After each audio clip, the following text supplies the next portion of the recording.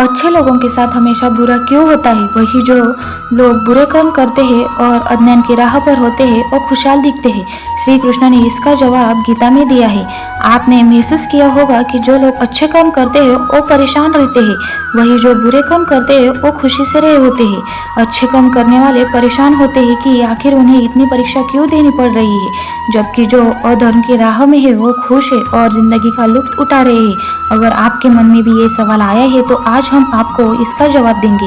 ये जवाब वो है जो भगवत गीता में लिखा है और श्री कृष्ण ने अर्जुन को दिया है। भगवत गीता में वर्णित कथा के अनुसार जब भी अर्जुन के मन में कोई दुविधा होती थी तो वो श्री कृष्ण के पास पहुंच जाते थे। एक बार की बात है, अर्जुन भगवान श्री कृष्ण के समीप आकर कहा कि वो दुविधा में है और इसका जवाब वो श्री कृष्ण से चाहते हैं। श्री कृष्ण ने पूछा कि क्या सवाल है? अर्जुन ने कहा, मुझे ये जानना है कि अच्छे लोगों के साथ हमेशा बुरा ही क्यों होता है, वही बुरे लोग खुशहाल दिखते हैं।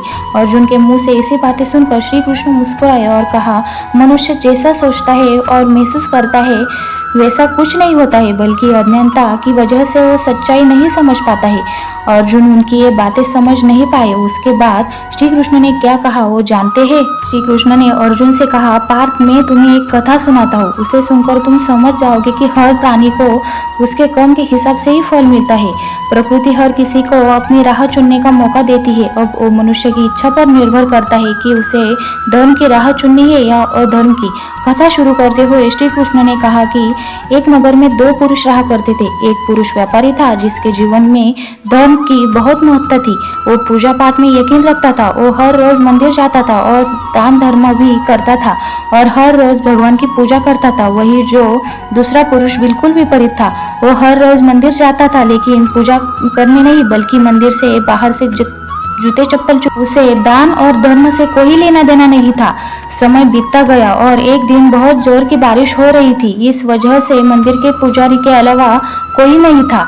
ये बात दूसरे पुरुष को पता चली तो उसने कहा कि ये सही मौका है मंदिर का धन चुराने का। पंडित से नजर बचाकर उसने मंदिर का सारा धन चुरा लिया। उसी समय कम धर्म में विश्वास रखने वाला व्यक्ति भी मंदिर पहुंचा। दुर्भाग्य से मंदिर के पुजारी ने उसे ही चोर समझ लिया और चिल्लाने लगा। वहां लोग एकत्र हो गए और उसे बहुत मारा। किसी तरह वो बचते बचाते वहां से निकल गया तो दुर्भाग्य ने उसका साथ वहां भी नहीं छोड़ा। मंदिर के बाहर वो एक गाड़ी से टकरा गया और घायल हो गया। फिर वो व्यापारी लंघाते हुए घर जाने लगा तो रास्ते में उसी की मुलाकात उस पुरुष से हुई जिसने मंदिर से धन चुराया। उसने कहा, आज तो मेरी किस्मत चमक गई, एक साथ इतना सारा धन मिल गया। ये सब देखकर उसे बहुत बुरा लगा और उसने अपने घर से भगवान की सारी तस्वीरें निकाल दी। कुछ सालों बाद दोनों पुरुषों की मृत्यु हो गई। मरने के बाद जब दोनों यमराज की सभा में पहुंचे और भले पुरुष ने दूसरे पुरुष को देखा तो उसे बहुत गुस्सा आया। उसने क्रोधित होकर यमराज से पूछ ही लिया, मैं तो हमेशा अच्छे कर्म करता था, दान में विश्वास रखता था, उसके बदले जीवन में मुझे अपमान और दर्द ही मिला और इस व्यक्ति को नोटों से भरी पोटली, आखिर ऐसा भेदभाव क्यों? इस पर यमराज ने कहा, पुत्र, तुम गलत।